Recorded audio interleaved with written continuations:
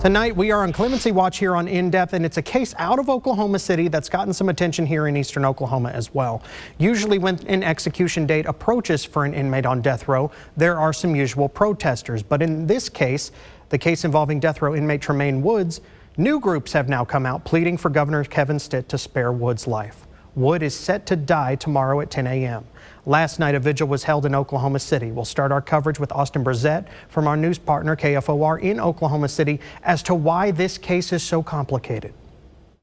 It is our hope and a prayer that Tremane once and finally will receive the justice that is due to him. A final call to save the life of Tremane Wood as his execution looms. We as the family just ask Governor Stitt to please look at everything that was done in this trial that shows that my brother did not receive a fair trial. He was convicted of fatally stabbing 19-year-old Ronnie Whiff during an early morning robbery. It happened back on New Year's Day in 2002 at an Oklahoma City motel. Tremane's brother, Jake, admitted he actually killed Whiff. He got sentenced to life. Tremane got a death sentence. No execution should be carried out under such questionable circumstances. Wood's court-appointed attorney also admitted to drinking and using cocaine during the trial. That attorney's license was eventually suspended. He had two other cases around the same time, and those cases were retried. Both defendants eventually got off death row. Those details were enough for the Pardon and Parole Board to vote 3-2 in favor of recommending clemency last week. Yes.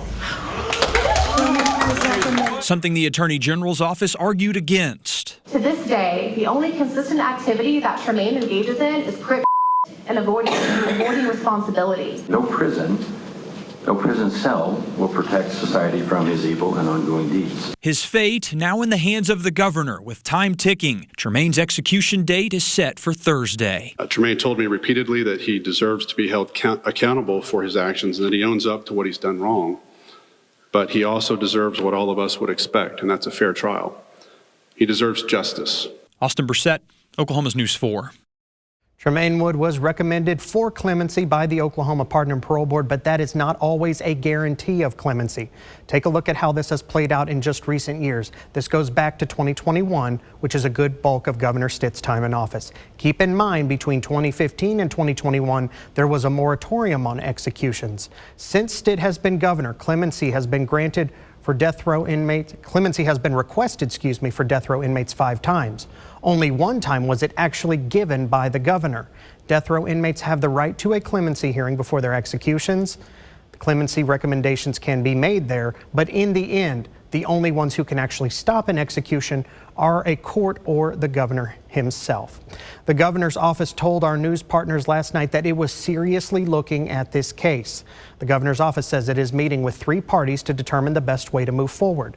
They are consulting with the Attorney General's office, the victim's family to get their feelings on a possible change to the sentence, and Wood's current new attorney, which is not the one who drank and did coke. That's in addition to looking at the reasons the Pardon and Parole Board recommended clemency in the first place.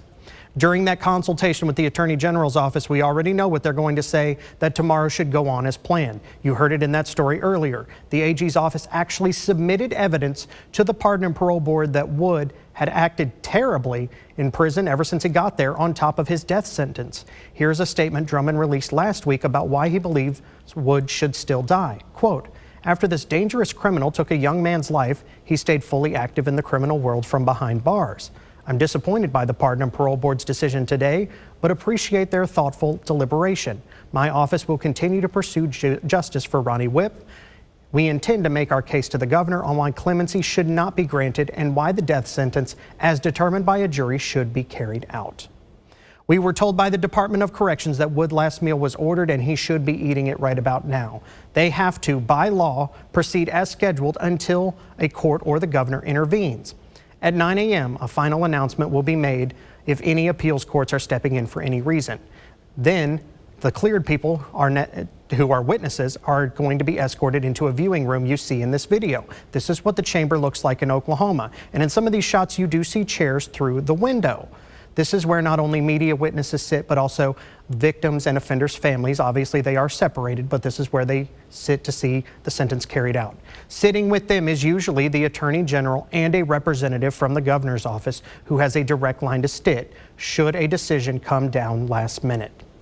The last time and the only time Governor Kevin Stitt changed the sentence of a death row inmate, it was Julius Jones back in 2021, and the decision to commute his sentence came within just 4 hours of his execution on the day it was supposed to happen. You might remember these scenes outside of the state prison back then. Jones had already eaten his last meal and even said goodbye to his family when the news came down that his death sentence was commuted to life without the possibility of parole. There was a large outpouring of support for Jones, including outside of the state pen from across the country, after a documentary called into question his conviction and his actual role in the death of an Edmond businessman.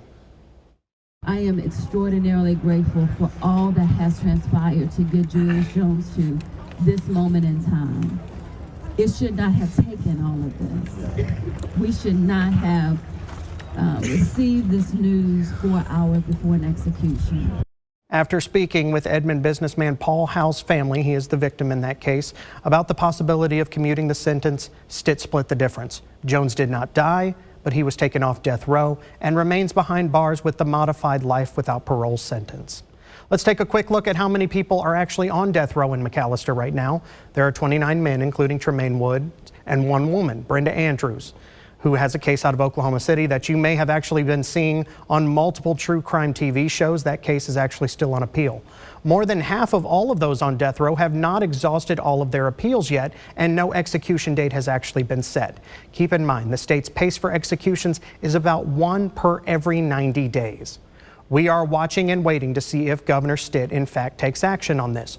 Wood is still set to die at 10 a.m. in McAlester at the state pen. We will let you know of any new developments, even if they happen tonight or tomorrow, right here on Fox 23 News and on fox23.com.